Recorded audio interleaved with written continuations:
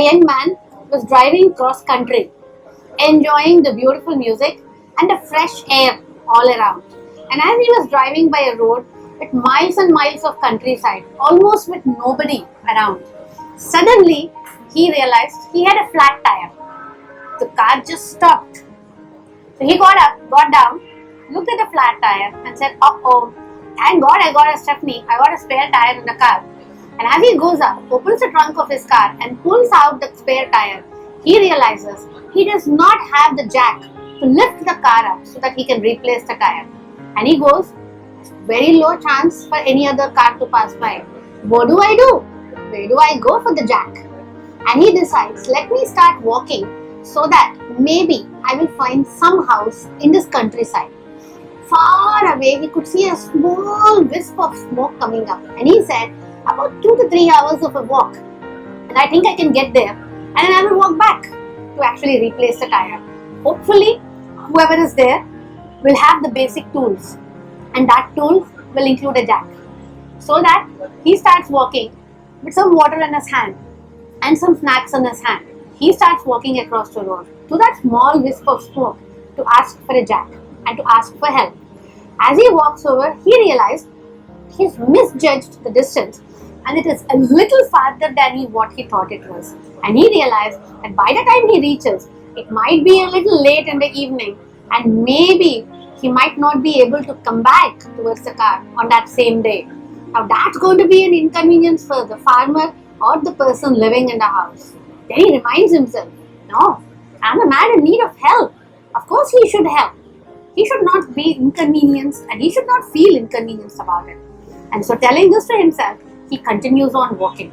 And suddenly he realizes the sun has started to set and there's a little bit of dust and the light was going low. Okay, now definitely the man's going to be inconvenienced. And I'm sure he's going to tell me that, come on man, at this time of the evening, you're coming and asking me this. And he again has to remind himself, reaffirming positively that no, he has every right to do that because he's stranded and he needs help. And he in fact tells himself, the other person should help a person in need.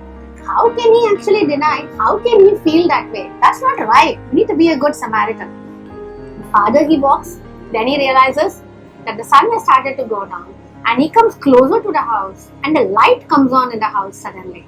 Oh, now it's going to be dinner time. He's definitely going to be peeved. He's definitely going to say, come on, middle of my dinner, maybe with my family and you're disturbing me like this. And so the man starts to think, maybe this is not a good idea. But then, like he always taught himself, reaffirm, saying that I'm not doing something wrong here. I need help. And being a fellow human being, the other person's got to help me. How can he get upset? How can he get angry about it? This is not done. This is not fair on his part. I'm not going to allow him to get away from it. I'm going to make sure that he will give me the jack I need because I really need to be able to get back to my car and keep driving on. And so, set in his mind and really sure that he is going to find a way to convince the person. He keeps walking forward and reminding himself that he has to stand up and be assertive even if the other person says no. These thoughts in mind and these feelings ready, he walks up very strongly, very confidently to the front door and knocks the door. As the farmer inside opens the door, the man looks at him and he says, you know what, just give me a jack and I'll be on my way. I won't inconvenience you for too long. The farmer was surprised. He didn't even know what was happening.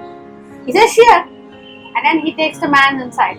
Not only gives him the jack, but he also feeds him and gives him some water. And that's when the man realized that 3 to 4 to 5 conversations have all happened in his head and not really with the farmer. And because of these conversations, he assumed that the farmer would respond and react in a certain way. And he built up all the details with that particular way. And because of these assumptions, instead of starting at a neutral, not even a positive, at least in neutral state, he instead started off the conversation very aggressive and very defensive. A lot of times, this is what happens when we assume. We think that people are going to behave in a certain way. We run that over in our minds so many number of times, and ultimately, when the time comes to actually have the conversation, all of these assumptions start to become barriers which create trouble in our communication. So do not assume. Always be neutral and always ask and clarify.